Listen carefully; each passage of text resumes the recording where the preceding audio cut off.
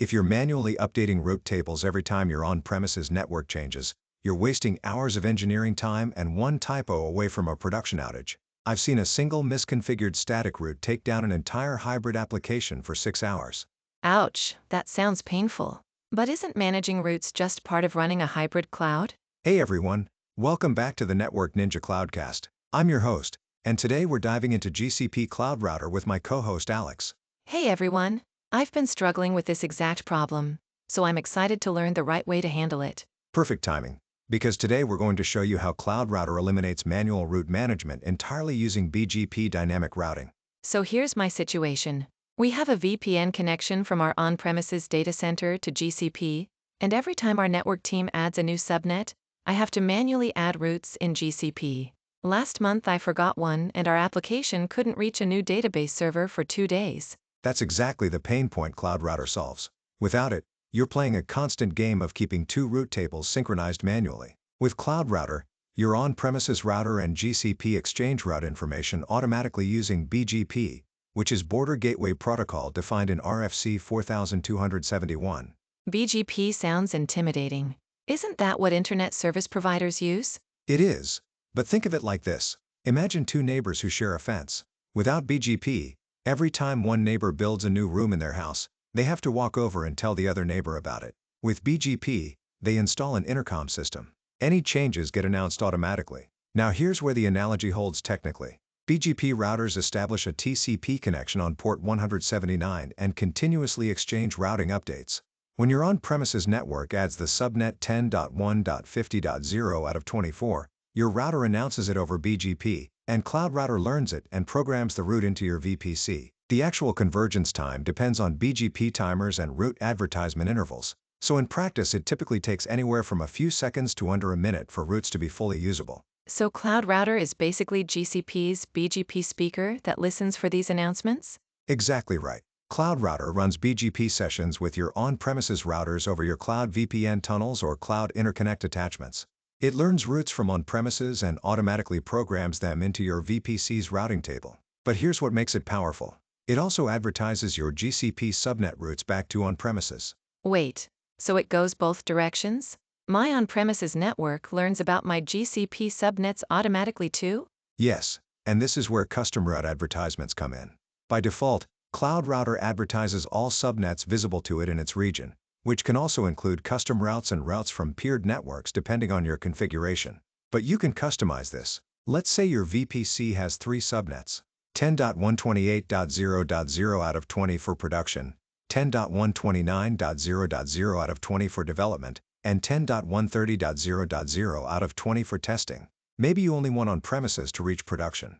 In Cloud Router, you set the advertised route mode to custom and specify only 10.128.0.0 out of 20. That's actually really useful for security. We don't want our corporate network routing to development environments. Precisely. And you can go further with custom route advertisements. You can advertise routes for IP ranges that don't even exist in your VPC yet. This is called advertising custom IP ranges. For example, if you're planning to add a 10.200.0.0 out of 16 range next quarter, you can start advertising it now so on-premises routing is ready. Can you walk me through how this actually gets configured? Sure. In the GCP console, you navigate to Network Connectivity, then Hybrid Connectivity, then Cloud Routers, or just search for Cloud Routers in the console search bar.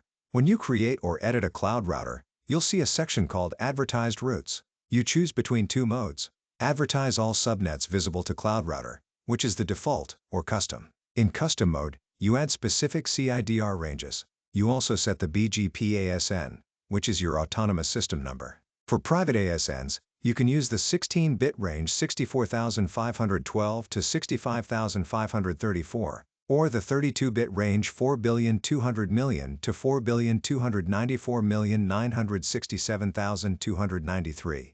Keep in mind that GCP reserves certain ASNs for specific purposes, so check the documentation for any restrictions. If you own a public ASN, you can use that as well. What about the on-premises side? What does our router need to do? Your on-premises router needs to establish a BGP session with Cloud Router. You'll configure it with Cloud Router's BGP IP address, which comes from the link local range 169.254.0.0 out of 16. Now here's an important detail. GCP doesn't automatically assign these addresses. You manually configure them when setting up your BGP sessions. For HA-VPN, you'll select addresses from specific /30 ranges within that link local block. You'll also configure your router's ASN and the peer ASN, which is Cloud Router's ASN. Once the BGP session establishes, routes start flowing. This sounds great. But what mistakes do people make with this? The biggest mistake I see is forgetting about regional routing mode versus global routing mode.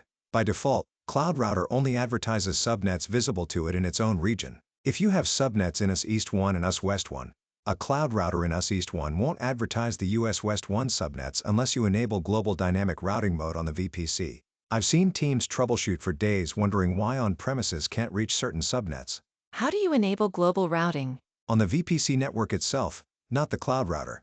Go to VPC Networks, edit your VPC, and change dynamic routing mode from regional to global. Then all cloud routers in that VPC will advertise all subnets across all regions. What's the second common mistake? Not configuring BGP keep alive and hold timers appropriately.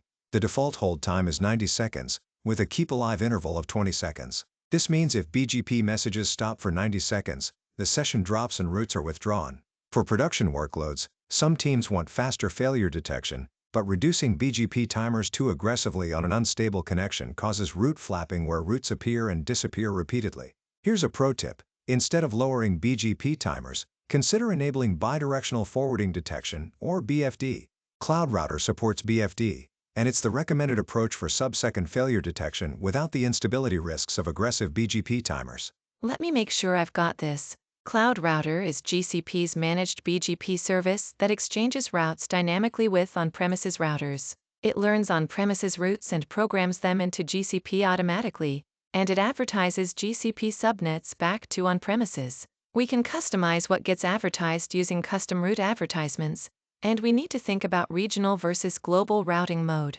And for fast failover, we should look at BFD rather than just tweaking BGP timers. Perfect summary. My pro tip is to always check the Cloud Router's BGP session status in the console. It shows you whether sessions are established, what routes are being learned, and what routes are being advertised. It's your first stop for troubleshooting connectivity issues. This is going to save me so much time. No more manual route updates. That's it for today's episode. If you found this helpful, please hit that like button and subscribe to the channel. And share this with anyone managing hybrid cloud connectivity. This stuff is essential. Thanks for watching the Network Ninja Cloudcast. See you in the next one.